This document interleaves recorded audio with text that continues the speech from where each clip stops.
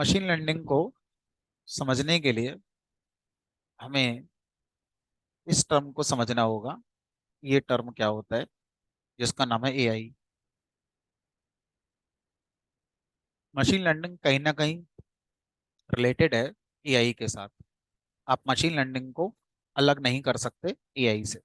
ठीक है। तो जब मशीन लर्निंग का नाम लिया जाता है तो एआई का नाम उससे पहले लिया जाता है।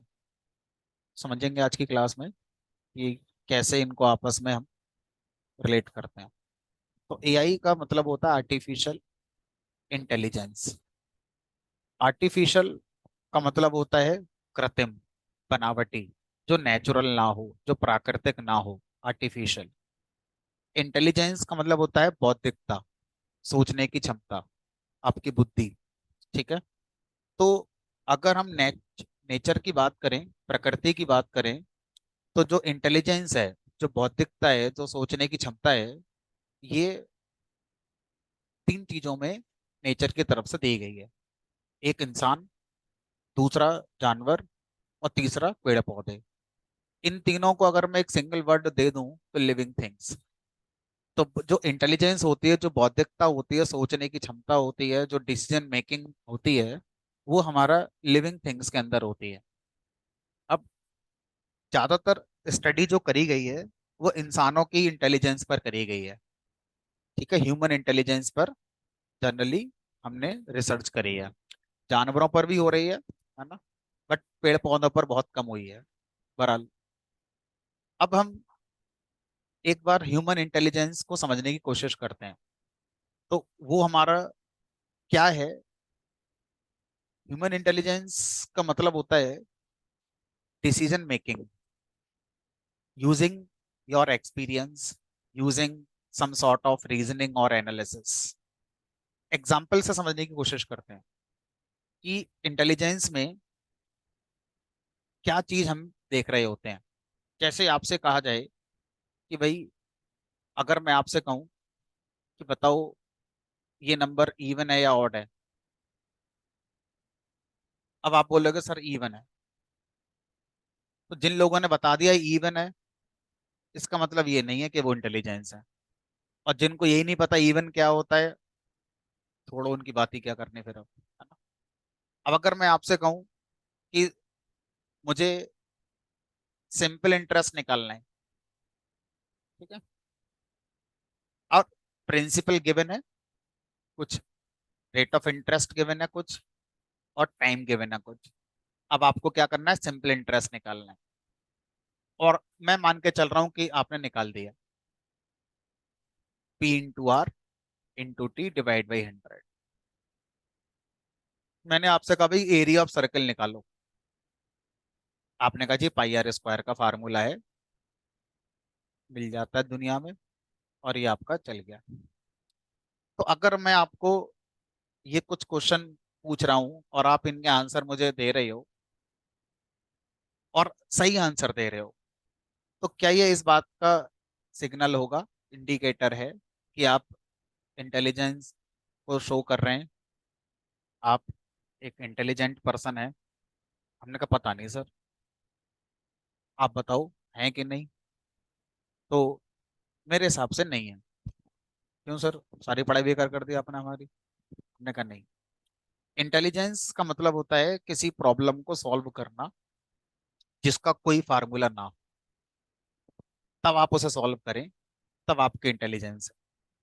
जैसे मान लीजिए दो कैप्टन है ना। अब कैप्टन बनाने का क्राइटेरिया क्या है? आपने आईपीएल में बहुत अच्छा खेला, रणजी में बहुत अच्छा खेला, आप इंडियन टीम में सेलेक्ट जब हो रहे हैं, उससे पहले आपने अच्छा ही परफॉर्म करा होगा, तभी सेलेक्ट हो रहे हैं। तो आप एज ए कैप्टन सेलेक्ट क्यों नहीं होते? आप एज कैप्टन सेलेक्ट क्यों नहीं होते? नॉलेज तो है आपके पास क्रिकेट की ना। क्या कमी है आपके अंदर? एक्सपीरियंस की कमी है। तो सर नॉलेज और एक्सपीरियंस, दो चीजों को हम लोग समझने की कोशिश कर रहे हैं। Knowledge versus experience.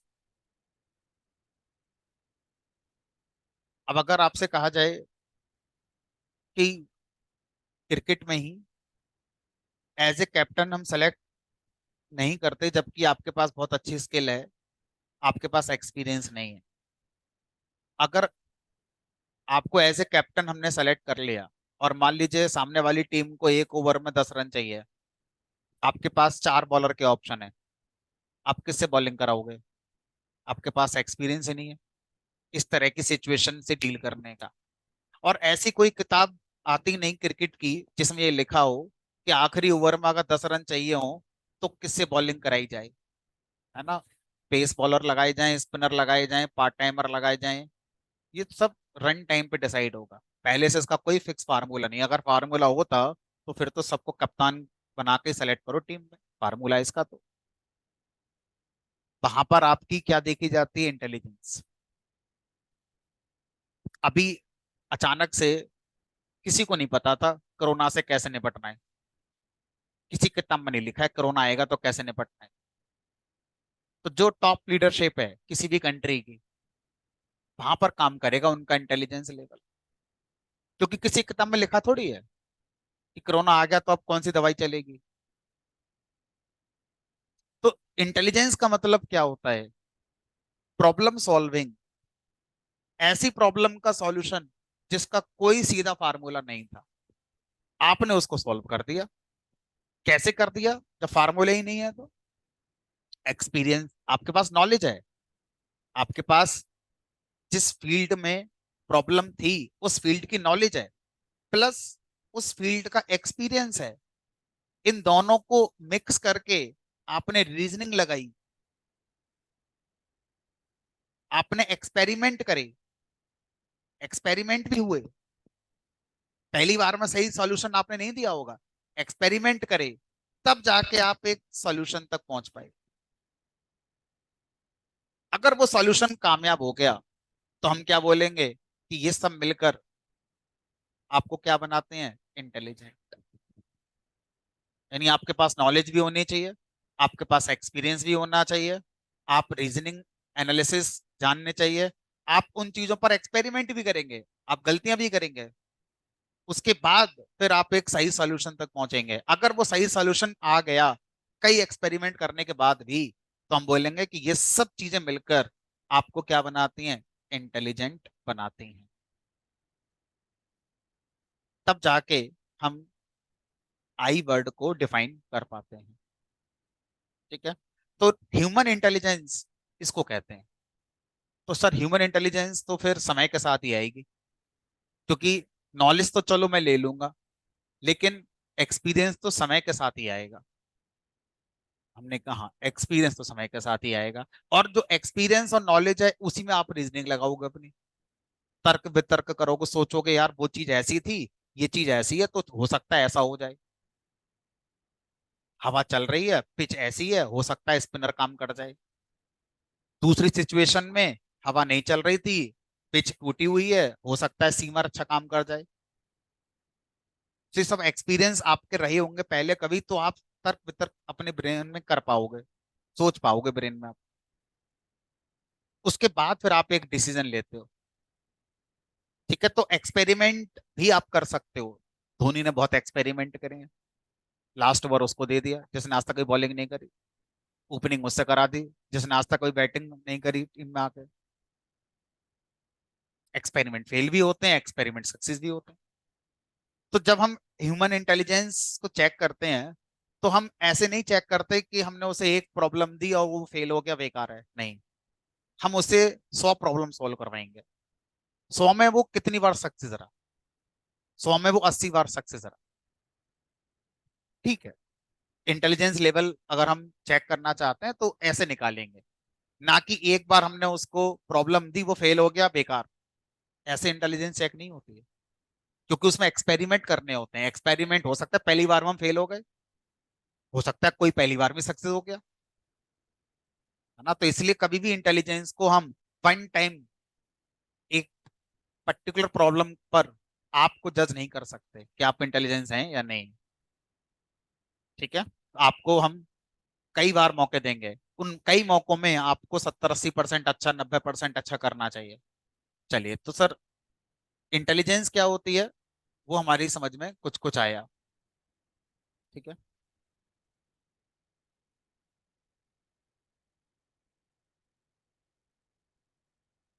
अब अगर मैं आपसे कहूं कि ये जो इंसान है, ये इंसान हमारा चेस खेल रहा है, जिसको अभी भी समझ में नहीं आया, क्रिकेट जिनको नहीं आता उनके लिए दूसरा एग्जाम्पल मैं दे रहा हूँ। चेस, शतरंज सब जानते होंगे।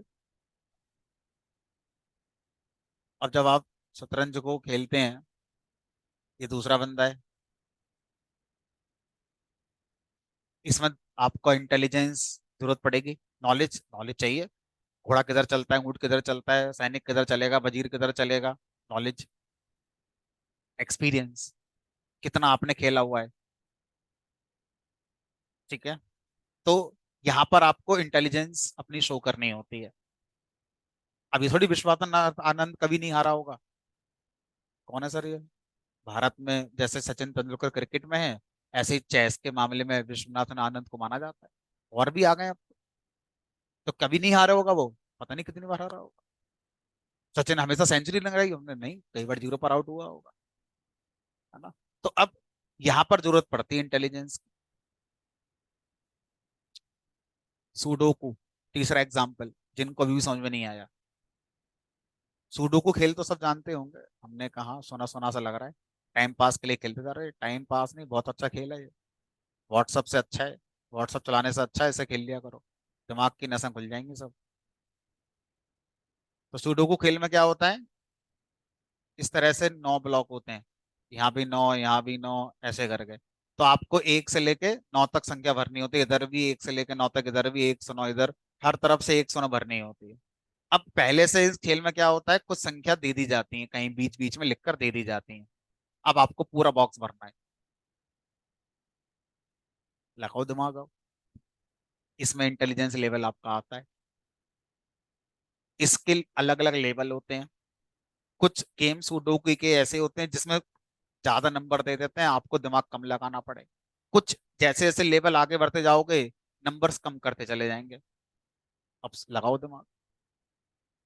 तो इंटेलिजेंस क्या है, समझ में आ गई। तो आप कभी सुडोकू हारे ही नहीं होंगे, ऐसा नहीं हो सकता। कई बार आपसे भी नहीं बना होगा। ठीक है। तो इंटेलिजेंस का मतलब क्या है, मैंने आपको 3 एग्जाम्पल से समझा दिया।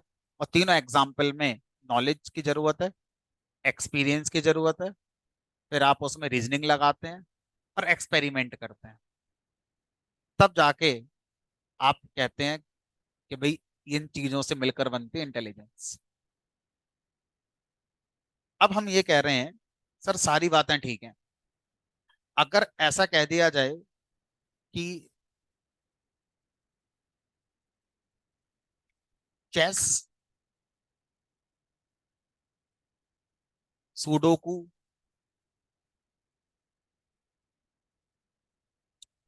एक प्रोग्राम नहीं खेल सकता। एक तरफ प्रोग्राम है, इधर इंसान है, इधर प्रोग्राम है, उधर इंसान है। हमने कहा ये तो होता ही है, दुनिया भर की ऐप आ रही है, खेल लो, मना थोड़ी है कोई। तभी होता हो, आपका प्रोग्राम कैसे डिसाइड कर लेता है? इसका मतलब आपने अपने प्रोग्राम को नॉलेज दे रखी है, प्रोग्राम को एक्सपीरियंस भी होगा, प्रोग्राम एक्सपेरिमेंट भी कर रहा है, रीजनिंग भी लगा रहा है, सारे काम कर रहा है, हमने कहा सारे काम करेगा। जैसे इंसान है ऐसे ही फील देगा। तो जब आप एक प्रोग्राम से कहते हैं चेस खेलो, तो उस प्रोग्राम के अंदर आपको क्या देनी पड़ेगी, फिर इंटेलिजेंस देनी पड़ेगी, तभी तो खेल पाएगा वो चेस। ये इफ एल्स तो है नहीं। इफ कि अगर उसने घोड़ा चला तो तुम ऊंट चल देना, एल्स उसने हाथी चला तो तुम वजीर चल देना। इफ एल्स तो नहीं बना सकते आप इस बात का। बनाओगे तो कितने इफ एल्स बना लोगे? सोचकर देखो, अगर आप चेस का गेम बनाने की कोशिश करो यूजिंग इफ एल्स, तो बना लोगे? टेंड्स टू इम्पॉसिबल है। कितने इफ एल्स सोचोगे? पता नहीं क्या क्या सामने वाला कर सकता है, कब कौन सा मूव कर देगा वो। तो सर इफ एल्स से बना पा रहा तो पॉसिबल नहीं है चेस का गेम। इसमें तो डिसीजन मेकिंग एक्सपीरियंस के बेस पे ही लेनी पड़ेगी। ठीक है। तो इस तरह से अगर मैं आपसे कहूं कि मैं एक प्रोग्राम बनाना चाहता हूं, वो प्रोग्राम हमारा इन सब बातों को रिप्रेजेंट करेगा, सामने वाला जो मूव कर रहा है उसके हिसाब से प्रोग्राम डिसाइड करेगा कि मुझे अब क्या मूव करना है, डेट मीन्स मेरे प्रोग्राम में इंटेलिजेंस है। लेकिन सर ये जो प्रोग्राम में इंटेलिजेंस है ये कृत्रिम है, नेचुरल थोड़ी है। नेचुरल इंटेलिजेंस तो इंसानों में होती है, जानवरों में होती है, पेड़ पौधों में होती है। प्रोग्राम के अंदर इंटेलिजेंस थोड़ी दी प्रकृति ने, ये तो इंसानों ने डाल दी है इसके अंदर। तो ऐसी इंटेलिजेंस को क्या बोलेंगे? आर्टिफिशियल इंटेलिजेंस, कृत्रिम इंटेलिजेंस। तो जिस तरह से इंसान अपनी इंटेलिजेंस को शो करता है, उसी इंटेलिजेंस को अगर एक प्रोग्राम शो करना लगे, तो ऐसे प्रोग्राम को हम क्या बोलते हैं? एआई बेस्ड प्रोग्राम कहते हैं, कि ये प्रोग्राम एआई बेस्ड है। ठीक है। अब आपको एक और सरल एग्जांपल, आप किसी कस्टमर केयर सपोर्ट पर जब जाते हैं तो कई बार आपको चैट का ऑप्शन मिलता है।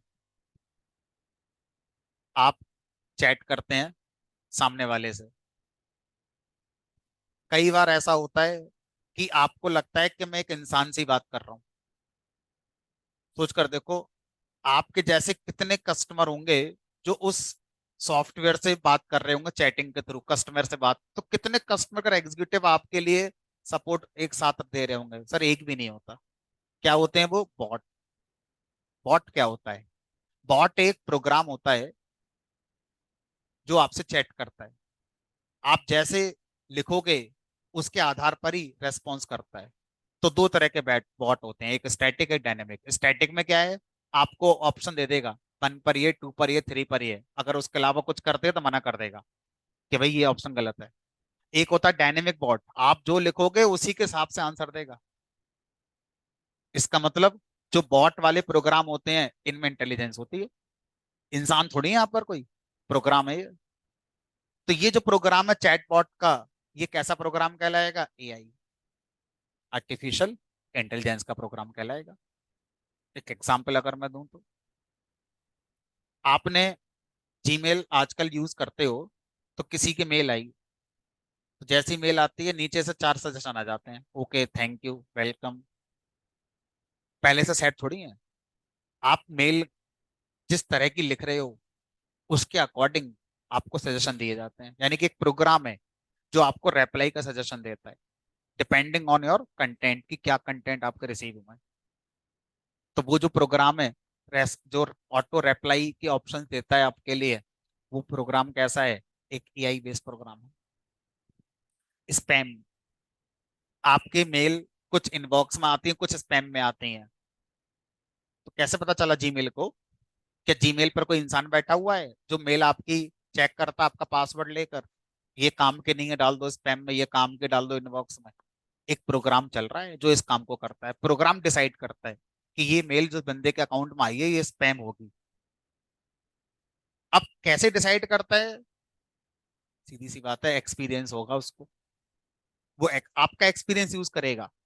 आपके पास कोई मेल आई कि भाई कार्ड बनवा लो, क्रेडिट कार्ड, आपने उसको पढ़ के देख लिया, आपने उसका रेस्पॉन्स भी करा। इसका मतलब जीमेल का प्रोग्राम ये एक्सपीरियंस ले रहा है आपकी एक्टिविटी से, कि ये ना कार्ड की मेल को पढ़ते हैं, तो काम की मेल है इनकी। अब आपके पास इस तरह की मेल आती है, आप कोई पढ़ते ही नहीं, रिप्लाई देते ही नहीं कभी, तो वो समझ गया कि यार इनको इंटरेस्ट ही नहीं इन बातों। तो आपका एक्सपीरियंस का यूज कर रहा है वो। ठीक है। एक्सपेरिमेंट कई बार गलत भी हो जाता है। ठीक है। लेकिन एक्सपेरिमेंट गलत होने के बाद वो उससे सीखता है। ठीक है। क्योंकि उसने डाल दी इनबॉक्स में, आपने कभी पढ़ी नहीं, वो समझ गया कि काम की नहीं है इनके, अगली बार ऐसी आएगी तो स्पैम में डालूंगा। कोई मेल स्पैम में आई, आपने स्पैम में जाके पढ़ ली, वो समझ गया कि काम की है, इसकी जैसी अगली बार आएगी तो इनबॉक्स में डालूंगा इनके अब। ठीक है। चलो, तो अब स्पैम का, एलेक्सा, चैटबॉट, रिकमेंडेशन सिस्टम, ये सब क्या है? एआई बेस्ड ही एप्लीकेशंस है। ठीक है। अब बात आती है कि सर ये स्टैटिक बोट एआई का पार्ट नहीं रहा ना, डायनेमिक वाला बोट रहा एआई का पार्ट। स्टैटिक वाला तो कहने के लिए सामने वाले को कह दिया कि हमने चैटबॉट बनाया है ना, जबकि वास्तव में चैटबॉट मतलब एआई वाला ही होना चाहिए। वो तो इफ एल्स हो गया फिर सीधा सा, उसमें है क्या, सीयू बना लो, किसी भी लैंग्वेज बना लो तो इफ एल्स लगा के। ठीक है, चलो, तो कुल मिलाकर मुद्दा समझ में आ गया, एआई क्या है। अब बात आती है कि एआई के लिए कोडिंग कैसे होती है, कोडिंग फॉर एआई। तो एआई की कोडिंग करने के लिए एक टेक्निक निकाली गई, उस टेक्निक का नाम होता है machine learning.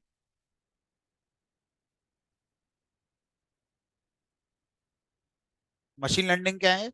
Machine learning is a technique जो आपके प्रोग्राम में क्या देता है, इंटेलिजेंस वाला काम देता है। आपके प्रोग्राम में क्या देता है, decision making using experience provide करता है। तो मशीन लर्निंग एक टेक्निक है जो आपके प्रोग्राम में डिसीजन मेकिंग की कैपेबिलिटी को ऐड करती है, using experience, not using if else. तो अगर आपसे कहा जाए कि जिस दिन आपको पहली बार डिसीजन मेकिंग पढ़ाई जाए प्रोग्रामिंग में, उसी दिन आपको बता दिया जाए कि डिसीजन मेकिंग करने का एक तरीका होता है इफ एल्स, दूसरा हो गया स्विच केस, और तीसरा हो गया मशीन लर्निंग, चौथा हो गया डीप लर्निंग। दूसरा जो तरीका होता है एआई की कोडिंग करने का, उसे बोलते हैं deep learning. Deep learning, deep learning को हम एक और नाम से जानते हैं, न्यूरल नेटवर्क, न्यूरल नेटवर्क। तो जिस दिन आप पहली बार इफ एल्स रूल पढ़ें, उसी दिन अगर आपको बता दिया जाए कि कंप्यूटर साइंस में डिसीजन मेकिंग करने के दो तरीके होते हैं, एक है इफ एल्स, दूसरा है, एक हो गया आपका स्टैटिक अप्रोच, एक आपकी डायनेमिक अप्रोच। स्टैटिक अप्रोच में आपको रूल बताना होता है, डायनेमिक अप्रोच में आपको एक्सपीरियंस बताना होता है। तो इफ एल्स और स्विच केस ये आपके बताए गए लॉजिक पे काम करते हैं, तब डिसीजन लेते हैं। If number remainder two equal to zero then even, otherwise odd. और सर मशीन लर्निंग से कहें तो मशीन लर्निंग कैसे करेगी इस काम को, हमने कहा देखो, अब मैं आपको और बच्चों की तरह पढ़ाने की कोशिश करता हूँ। मान लीजिए मैंने क्या करा, मैंने यहाँ पर लिख दिया इवन ऑड का प्रोग्राम, इवन ऑड का डिसीजन लेना है।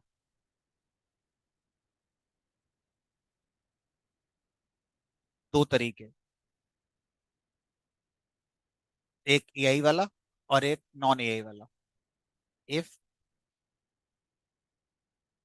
जो भी नंबर है remainder two equal to zero, even else odd. ठीक, एआई वाले तरीके में क्या होगा, हम आपको एक्सपीरियंस दे रहे हैं, हम आपको एक डेटा दे रहे हैं जिसमें नंबर लिखा हुआ है और उसका टाइप लिखा हुआ है, एक ऑड, दो इवन, तीन ऑड, चार इवन, ऐसे करके dot dot dot dot dot हजारों नंबर दे दिए, और हर नंबर का इवन ऑड मैंने पहले ही बता दिया। अब इस एक्सपीरियंस पर रीजनिंग लगाकर आप बता सकते हैं, यानी आपका प्रोग्राम बताएगा कि कोई भी नया नंबर इवन है या ऑड। उसे इफ एल्स लगाने की जरूरत नहीं है, वो क्या करेगा, इसमें से कैप्चर करेगा ट्रेंड के लिए कि किस तरह के नंबर इवन है और किस तरह के नंबर ऑड हैं। अपने आप एक रूल को डिसाइड कर, ऐसे मान लो हमने खुद यहाँ रूल लिखा है, एआई का प्रोग्राम रूल खुद जनरेट करेगा डिपेंडिंग ऑन योर एक्सपीरियंस, इसे बोलते हैं एक्सपीरियंस।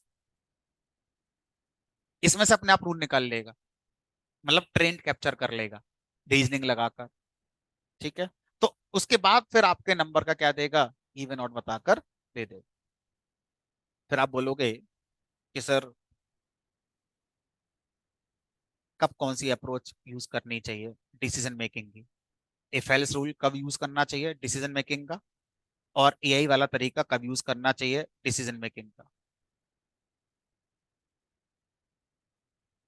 तो आंसर क्या है उसकी बात करते हैं। मान लीजिए मैं आपसे कहूं कि मेरे पास एक इमेज है, इस इमेज में एक इंसानी चेहरा है, उस इंसानी चेहरा देखकर आपके प्रोग्राम को ये बताना है कि ये मेल है या फीमेल है। आपको एक प्रोग्राम बनाने का टास्क दिया गया है। उस प्रोग्राम का काम है, आपके प्रोग्राम को इमेज देंगे हम। उस इमेज में एक इंसानी चेहरा होगा। बस आपको ये बताना है, ये डिसाइड करना है, डिसीजन लेना है कि वो चेहरा मेल है कि फीमेल। अब हमें नहीं पता आप कैसे बनाओगे, फेल से बनाओगे, एआई से बनाओगे, आप जानो। जैसे बनाना है बना कर दे जाओ बस हमारे लिए। अब मैंने कहा हमें तो यही आता है, अभी हम इसे पढ़े ही क्यों, जरूरत ही नहीं है। इससे ही पढ़ा के देखते हैं। तो हमने कहा चलो लिखो इफ। इफ में क्या लिखोगे कि वो मेल हो, एल्स वो फीमेल हो। तो इफ के यहाँ पर लिखना क्या है ये बता दो मुझे। जैसे यहाँ पर नंबर को 2 से भाग करने पर रिमाइंडर 0 आ जाए तो वो इवन होता है। ऐसे ही इमेज में क्या मैं देखूं जिससे मुझे ये समझ में आ जाए कि वो हमारा मेल है। तो यहाँ पे इफ का रूल क्या बनेगा, पिक्सल के करेक्टरिस्टिक्स। कैसे निकालोगे। अब इमेज के पिक्सल्स इस बात पे डिपेंड करेगा, इमेज कितनी बड़ी है कितनी छोटी है, बच्चा है बूढ़ा है बुजुर्ग है, कौन है, क्या पता कौन है। पता नहीं कितनी पॉसिबिलिटी है। फेस पतला है लंबा है चौड़ा है, मेल का फेस है, दाढ़ी है, दाढ़ी भी 50 तरह की आने लगी हैं अब तो। पिक्सल की करेक्टरिस्टिक कब तक लिखोगे, कितनी लिखोगे, इफ एल्स कितने लगा लोगे, दाढ़ी का मूंछ का कितने लगा लोगे। तो अगर मैं देखूं तो देखो भाई, पॉसिबल हो सकता है लेकिन फिजिबल नहीं है। क्योंकि आप कह रहे हो कि भाई इमेज में जो फेस है ह्यूमन का वो कुछ भी हो सकता है, बच्चे का भी हो सकता है। अब उसकी दाढ़ी मूंछ ही नहीं होगी, लगाओ इफ एल्स उसका फिर, कि बिना दाढ़ी मूंछ का चेहरा भी मेल होगा, फीमेल नहीं होगा वो। बच्चा हो सकता है, क्लीन सेव हो सकता है। तो पिक्सल की करेक्टरिस्टिक ही निकालनी पड़ेंगी, ये तो क्लियर है। लेकिन वो करेक्टरिस्टिक का इफ एल्स कैसे मैं लिखूंगा, वो बहुत मुझे लिए बहुत मुश्किल हो जाएगा। तो ऐसी समस्याओं के लिए आप एआई का यूज करो। क्या करो, आप ना लाखों इमेज इकट्ठी कर लो, बच्चों की बूढ़ों की बुजुर्ग की क्लीन शेव वाले की डाढ़े मूछ वाले की, सारी इमेजेस इकट्ठी कर लो, लाखों करोड़ों इमेज इकट्ठी कर लो। और हर इमेज में बता दो कि ये मेल है ये फीमेल है, ये मेल है ये फीमेल है, सब बता दो हमें। उसके बाद ये सारा एक्सपीरियंस, इसको हम क्या बोलेंगे, डेटा, इसी को बोलेंगे एक्सपीरियंस। अब ये सारा एक्सपीरियंस आप एआई प्रोग्राम को दे दो। अब यही प्रोग्राम बोलेगा बाकी काम मेरा। मैं अपने आप समझ जाऊंगा कि किस तरह के फेस हमारे मेल हैं और किस तरह के फेस हमारे फीमेल हैं। अब आप उसको दोगे नया फेस, वो आपको बता देगा कि मेल है कि फीमेल है। आपका झंझट खत्म, आपके सिरदर्दी खत्म। तो यहाँ पर मुझे एआई लगानी है। मुझे पैसे ट्रांसफर करवाने हैं, एक प्रोग्राम बनाना है जो मेरे अकाउंट से दूसरे अकाउंट में पैसे ट्रांसफर करेगा। एआई क्यों लगा रहे हो, क्लियर लॉजिक है। इस अकाउंट से उस अकाउंट में इतने पैसे ट्रांसफर करने हैं, तो जिसमें से करने हैं उसमें से माइनस कर दो, जिसमें जाने हैं उसमें प्लस कर दो। लॉजिक क्लियर है एकदम, एकदम क्लियर रूल है। बहुत ज्यादा कोई प्रॉब्लम ही नहीं आएगी। तो पैसे ट्रांसफर करने के लिए मुझे एआई की जरूरत नहीं है। दो अपडेट क्वेरी लिख दूंगा, एक अपडेट क्वेरी माइनस कर देगी, अपडेट क्वेरी प्लस कर देगी। ट्रांजेक्शन बना दो, कमिट कर दो, खत्म। एक भी फेल हो गई रोल बैक कर दो, क्लियर रूल है एकदम। एआई क्यों लगा रहे हो इस काम के लिए। तो एआई मुझे तब लगाना चाहिए जब किसी भी डिसीजन मेकिंग में मुझे स्टैंडर्ड इफेल्स लगाने का ऑप्शन है ही नहीं। इतने इफेल्स हो गए, इतने इफेल्स हो गए और वो भी स्टैंडर्ड नहीं है। इतने इफेल्स हैं कि मैं अगर उनको लिखूंगा डिसीजन मेकिंग के लिए तो टेंड्स टू इम्पॉसिबल हो जाएगा और फिजिबल बिल्कुल नहीं है। और वो रूल स्टैंडर्ड नहीं है। जगह बदलने से, सिचुएशन बदलने से सेम प्रॉब्लम के लिए इफ एल्स फिर बदल जाएगा। तो मुझे वहां पर इफ एल्स की जगह पर क्या लगाना चाहिए, एआई वाली अप्रोच यूज करनी चाहिए। ठीक है, अब एआई पर काम करने के लिए दो टेक्निक आती हैं। एक का नाम हो गया मशीन लर्निंग, एक का नाम हो गया डीप लर्निंग। मशीन लर्निंग जब आपके पास स्मॉल एक्सपीरियंस हो, स्मॉल डेटा हो, तब यूज करते हैं। और डीप लर्निंग तब यूज करते हैं जब ह्यूज अमाउंट का डेटा हो, आपका एक्सपीरियंस बहुत ज्यादा है, यानी कि डेटा जो आपके पास था जिससे आप कैप्चर कराना चाहते थे ट्रेंड, वो बहुत ज्यादा है, ह्यूज डेटा है। और आसान भाषा में बात करें, अगर आपका डेटा मान लीजिए रो कॉलम की फॉर्म में किसी सेल्स का डेटा है मान लो, ठीक है, या आपका जो डेटा है वो किसी बिजनेस से रिलेटेड है, तो आप मशीन लर्निंग से भी अपना काम कर लोगे। लेकिन आपका जो डेटा है वो डेटा इमेज से रिलेटेड है, इमेजेस, आपका डेटा अनस्ट्रक्चर्ड है, अनस्ट्रक्चर्ड डेटा है, तो आप क्या यूज करो, डीप लर्निंग। ठीक है, तो स्ट्रक्चर्ड डेटा के लिए मशीन लर्निंग ठीक रहती है, और अनस्ट्रक्चर्ड डेटा के लिए डीप लर्निंग, क्योंकि अनस्ट्रक्चर्ड डेटा का कोई लिमिट ही नहीं है, फिर कितना हो सकता है। ठीक है, मैं फेसबुक का डेटा लेकर आ गया। अब देखो, आप मान लो 15 साल से फेसबुक चला रहे हैं, 15 साल से आपने इमेजेस, फोटोज, पोस्ट, पता नहीं क्या क्या डाल रखा है। ठीक है, अगर वो सारा डेटा मुझे कोई दे दे, तो मैं आपके बारे में मैं बता सकता हूँ कि आपका स्वभाव कैसा होगा, आपकी लाइफ में आज जो भी चल रहा है। हो सकता है आज आप फेसबुक कुछ पोस्ट डालोगे तो आपकी लाइफ से रिलेटेड होगी वो, कहीं ना कहीं किसी ने आपको धोखा दे दिया, अब तुरंत फेसबुक पोस्ट पड़ जाएगी उससे रिलेटेड, है ना। आपके जीवन में कोई खुशी आ गई, तुरंत फेसबुक पर एक पोस्ट डाल दोगे आप। तो अगर आपके सारे फेसबुक का डेटा मुझे कोई दे दे, तो मैं आपके बारे में बता सकता हूँ कि आप कैसे होंगे। अब वो जो डेटा मेरे पास आएगा, वो कोई फॉर्मेट नहीं और सब अनस्ट्रक्चर्ड है, तो वो उस डेटा से अगर मैं कैप्चर करना चाहूँ ट्रेंड, तो मैं डीप लर्निंग यूज करूंगा रादर देन मशीन लर्निंग। ठीक है, तो जो कोर्स है जिसका नाम डेटा साइंस है, डेटा साइंस में जनरली हम लोग किसी ऑर्गेनाइजेशन या किसी बिजनेस या सेल्स की एक्टिविटी को लेकर हम कुछ डिसीजन लेते हैं, तो वहां पर मशीन लर्निंग सफिशिएंट है हमारे लिए। एआई तक जाने की जरूरत हमें नहीं पड़ती, क्योंकि डेटा इतना ज्यादा नहीं होता बिजनेस का, सेल्स का, बिजनेस का डेटा इतना है कि हम मशीन लर्निंग से आसानी से उसको प्रोसेस कर सकते हैं। लेकिन जब हम बात करते हैं इमेजेस, वीडियोस, इस तरह के डेटा की, तो ये जो डेटा होता है, ये हमारा फिर डीप लर्निंग से ही प्रोसेस किया जा सकता है, मशीन लर्निंग से वो प्रोसेस नहीं किया जा सकता। तो ज्यादातर लोग जब एआई कोर्स की बात करते हैं, तो वास्तव में वो इसकी बात कर रहे हो, डीप लर्निंग वाले कोर्स की बात कर रहे हो। तो जिनका कोर्स डेटा साइंस हमारे यहाँ पर, उनके कोर्स में सिर्फ मशीन लर्निंग तक का कॉन्सेप्ट रखा गया है, क्योंकि उनका पूरा जो जीवन रहेगा डेटा साइंस में, वो decision making regarding business activities रहेगा, रिगार्डिंग सेल्स आप अपने डिसीजन ले रहे होगे, तो वहां पर मशीन लर्निंग सफिशिएंट है, उससे ज्यादा आगे जाने की जरूरत नहीं पड़ती। जिनका कोर्स एआई है, दैट मीन्स वो कल को हो सकता है ड्रोन बनाने वाली कंपनी में जॉब लग जाए उनकी। अब ड्रोन बनाने वाली कंपनी ड्रोन बना रही है, ड्रोन में कैमरा लगा दिया, अब ड्रोन डिसीजन लेगा कि मैं लेफ्ट जाऊं कि राइट जाऊं कि नीचे जाऊं कि ऊपर जाऊं। डिसीजन मेकिंग करनी है ड्रोन को इमेज देखकर, आसपास के ऑब्जेक्ट को देखकर, तो वहां पर मशीन लर्निंग फेल हो जाएगी। वहां पर क्या चाहिए मुझे, डीप लर्निंग चाहिए। तो ड्रोन बनाने वाली कंपनी जब हायरिंग करने आएगी, तो वो एआई के बंदे मांगेगी सीधा, क्योंकि एआई का मतलब मार्केट ने आज की डेट में क्या मान रखा है, डीप लर्निंग। किसी ने अगर एआई पढ़ी मतलब डीप लर्निंग उसने पढ़ रखी है। समझ में आ रही है कहानी। रोड पे कैमरे लगे हुए हैं, मेरी कंपनी क्या करती है, रोड पे कैमरे लगाने वाला काम करती है, उसमें चलने वाला सॉफ्टवेयर बनाती है चालान काटने के लिए। जैसे ही आपने लेन इधर उधर करी, तुरंत चालान पहुंचेगा घर आपके। तो आपकी इमेज देखकर डिसीजन लेना है, तो वहां पर मशीन लर्निंग से काम नहीं चलेगा। इमेज में से डिसीजन लेना है कि आपने लेन सही करी है कि नहीं करी है अपनी, आप रेड लाइट क्रॉस कर गए कि नहीं कर गए। तो वहां डिसीजन मेकिंग चाहिए कि लाइट ग्रीन थी कि रेड थी, और आप जा रहे हो कि नहीं जा रहे हो।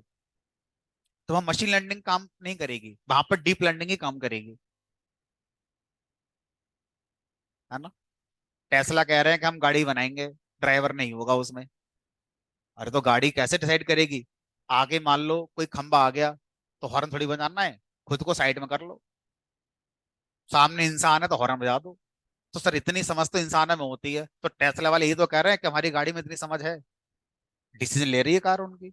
अब वो डिसीजन मशीन लर्निंग से नहीं हो सकते भाई। सामने जो चीजें दिख रही हैं, इमेज है, ऑब्जेक्ट्स दिख रहे हैं, सामने ऑब्जेक्ट खंबा है, हॉर्न मत बजाओ, खुद साइड में हो जाओ। है ना, तो वहां पर डीप लर्निंग ही चलेगी, वहां मशीन लर्निंग फेल हो जाएगी। एलेक्सा हो गया, वहां मशीन लर्निंग फेल हो जाएगी। क्यों? क्योंकि वहां पर वॉइस को प्रिडिक्ट करना, आपने आपने क्या बोला, आपने जो बोला है उसको सही से समझना है, यानी कि वॉइस के साथ भी हम डिसीजन मेकिंग करते हैं कि आप बोल क्या रहे हो। तो वहां पर मशीन लर्निंग फेल हो जाती है, वहां पर फिर क्या चलती है, आपकी डीप लर्निंग ही चलती है। समझ में आ गया? बिजनेस रिलेटेड जितनी एक्टिविटीज हैं वहां पर हम लोग मशीन लर्निंग से अपना लगभग काम कर लेते हैं। ठीक है, चलो तो अब आगे बढ़ते हैं। हम्म।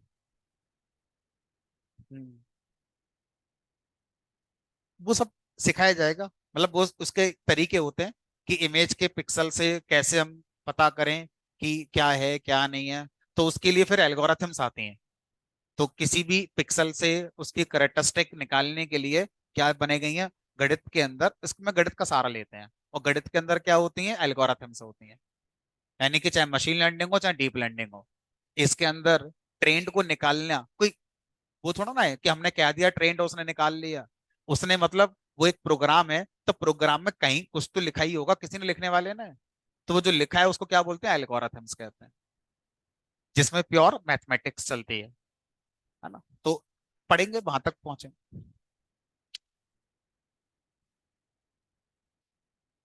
एट लास्ट इफ एल्स तो होगा ही कहीं ना कहीं, लेकिन उस इफ एल्स को स्मार्टली लिखा गया होगा। कहीं ना कहीं इफ एल्स तो बिल्कुल होगा, सीधी सी बात है। जो एल्गोरिथम्स हैं उन एल्गोरिथम्स में इफ एल्स होगा, लेकिन वो एल्गोरिथम्स का इफ एल्स जो लिखा गया होगा बहुत जनरलाइज केस के बारे में लिखा गया होगा। एल्गोरिथम कुछ नहीं है, किसी भी काम को करने का एक बहुत जनरल सॉल्यूशन,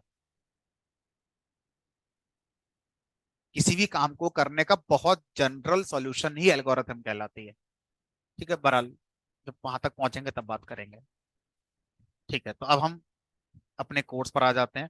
तो एक मैंने आपको आउटलाइन दे दी कि हम क्या पढ़ने जा रहे हैं, क्या कॉन्टेक्स्ट है हमारा। अब हम चीजों को सरलता से समझ पाएंगे। तो हमारे कोर्स का नाम है मशीन लर्निंग, जिसको शॉर्ट में एमएल के नाम से हम लोग जानते हैं। तो अब कोई इसकी डेफिनेशन अगर देने की कोशिश करे, तो दुनिया भर में जो डेफिनेशन आपको लिखी मिलेगी अब वो समझ में आएगी, और मैं जो भी लिखूंगा वो भी समझ में आएगा। तो अब मैं यहाँ लिखना शुरू करता हूँ। It is a subset of AI. तो मशीन लर्निंग की डेफिनेशन शुरू कहाँ से होती है, it is a subset of AI. अब इसकी पिक्चर बना लेते हैं।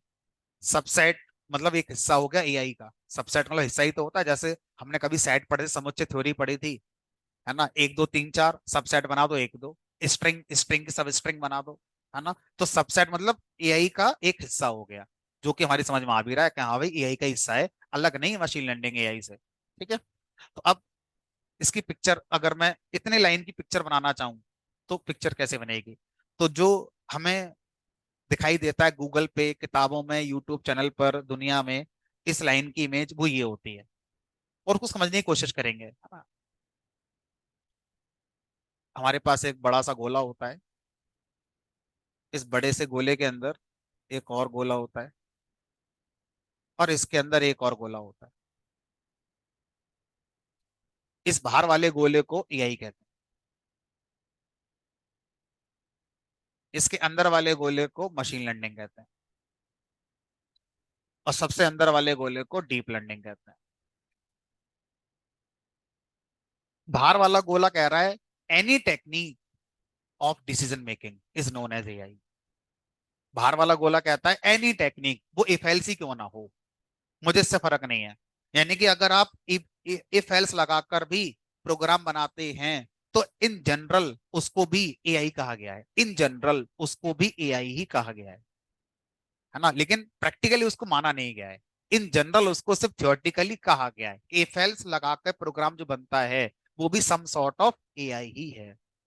ठीक है, लेकिन उसको कुछ लोगों का जो समूह है वो क्या मानता है, स्टैटिक एआई। अगर आप उसे एआई शब्द कहोगे तो उसको फिर स्टैटिक एआई कह देते हैं। तो कुछ लोग कहते हैं जब स्टैटिक शब्द बोलते फिर एआई कहाँ रहा वो। तो ध्यान रखना, जैसे मेडिकल में आपकी एक एक्सरे की रिपोर्ट को 10 डॉक्टरों को मैं दिखाऊं, तो 10 डॉक्टरों में ऐसा हो सकता है राय अलग अलग हो जाए उसी चीज को लेकर। और दोनों अपनी जगह सही हो सकते हैं। AI, machine learning, deep learning का फील्ड भी यही है। इस पर भी एक मत आपको 100% नहीं मिलेगा। इवन डेफिनेशन को लेकर भी, इवन शब्दों को लेकर भी। ठीक है, बहुत सी चीजें इसमें ऐसी हैं जो अलग अलग ग्रुप बन गए हैं। ये ग्रुप कहता है ये चीज ऐसे है, दूसरा ग्रुप कहता है वो चीज ऐसे है। क्यों? उनके अपने अपने एक्सपेरिमेंट करे हैं, उनके अपने अपने एक्सपीरियंसेस रहे हैं। हमें उनको जानना है। हम सही गलत की बात नहीं करेंगे एआई में, क्योंकि हमारा अपना खुद का एक्सपीरियंस क्या कहता है वो हमें देखना है। कि जो ये कह रहा है वो करके देखो, जो दूसरे ने कहा वो भी करके देखो, आपके साथ क्या हुआ। जो आपके साथ हुआ वो सही है। जरूरी नहीं है कि आपके दोस्त के साथ ही वही रिजल्ट आएगा जो आपके साथ आएगा। उसके साथ कुछ और सही हो सकता है। समझ, ये इस बात का हमेशा ध्यान रखना, एआई में एक्सपेरिमेंट साथ चलेगा। 101% स्टैंडर्ड इसमें नहीं होते। एक्सपेरिमेंट चलता रहेगा इसमें। जो चीज मेरे लिए सही है जरूरी नहीं आपके लिए भी सही होगी, जो आपके लिए सही है जरूरी नहीं वो तीसरे के लिए सही होगी। तो एक्सपेरिमेंट सब का बहुत ध्यान रखना है इसमें, ठीक है। तो इसलिए जो आउटर वाला गोला है, इसको हम क्या बोलते हैं? इसको बोलते हैं any technique that enables decision making. इस गोले के अंदर वो सारी चीजें आती हैं। वो एफएल्स भी हो सकता है, मशीन लर्निंग भी हो सकता है, डीप लर्निंग भी होता है। इस वाले गोले में एफएल्स को बाहर निकाल दिया। इस वाले गोले के अंदर, सेकंड वाले के अंदर, सिर्फ वो चीजें आती हैं जो बिना एफएल्स के डिसीजन लेती हैं। तो उस पोर्शन को हम क्या बोलते हैं? Machine learning. इसके अंदर क्या करा गया? बिना इफेल्स के होगा, साथ में न्यूरल नेटवर्क ऐड कर दिया। ठीक है, यानी कि ये वाला जो कॉन्सेप्ट है, अगर मैं यहां लिख दूं तो any technique that enables decision making, वो एआई के अंदर आती है, उसको एआई कहते हैं। ठीक है। एमएल का मतलब होता है डिसीजन मेकिंग यूजिंग एक्सपीरियंस। यानी कि हम एक्सपीरियंस के साथ ही डिसीजन लेंगे विद ट्रेडिशनल एल्गोरिथम्स। एल्गोरिथम्स कैसी होंगी? ट्रेडिशनल, परंपरागत, पुरानी एल्गोरिथम जो चली थी वो। डीप लर्निंग क्या कहता है? Decision making using experience with neural networks. जब हम न्यूरल नेटवर्क का यूज करके इस काम को करेंगे तो ये हमारा क्या कहलाएगा? ये हमारा कहलाता है डीएल। ठीक है, decision making using experience with neural network. ठीक है, ये हमारा डीप लर्निंग का कॉन्सेप्ट कहलाता है। तो अब मशीन लर्निंग की डेफिनेशन इसलिए शुरू होती है, it is a subset of AI. ठीक है, अब इसको पूरा करते हैं आगे। अगर मैं इसको आगे बढ़ाऊं तो यहां पर हम लिखेंगे that enables program to take या टू मेक डिसीजंस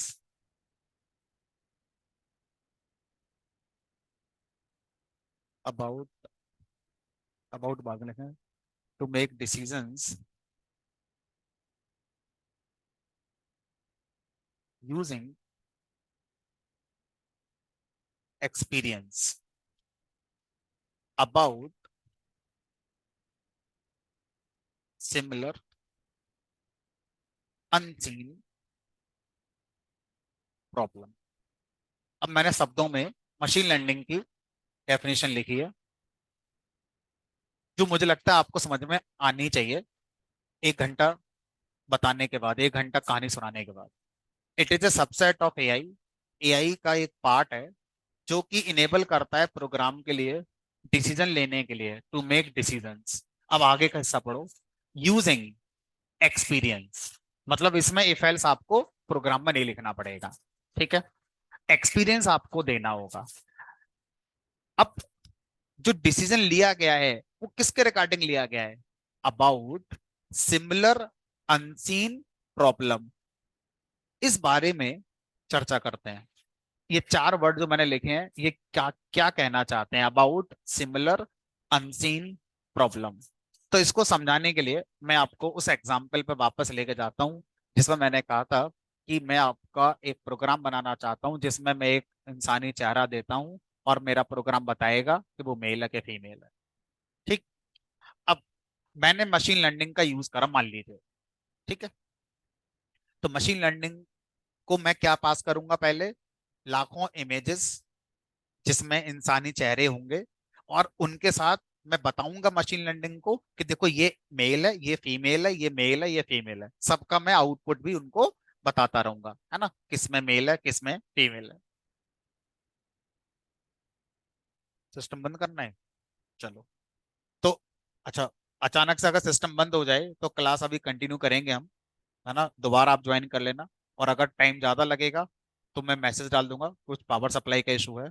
और दूसरा, कल जो हमारी क्लास होगी वो इस वाले मीटिंग आईडी पर नहीं होगी, और इसकी जो रिकॉर्डिंग है वो अब जो ग्रुप चल रहा है उस पर नहीं आएगी, नया ग्रुप बनेगा। मधुर सर से आप नई मीटिंग आईडी ले लेना सब लोग, और नए ग्रुप का इनविटेशन लिंक ले लेना, उसी में आज की क्लास की रिकॉर्डिंग, और कल से नई जूम मीटिंग आईडी पर हम लोग कंटिन्यू करेंगे।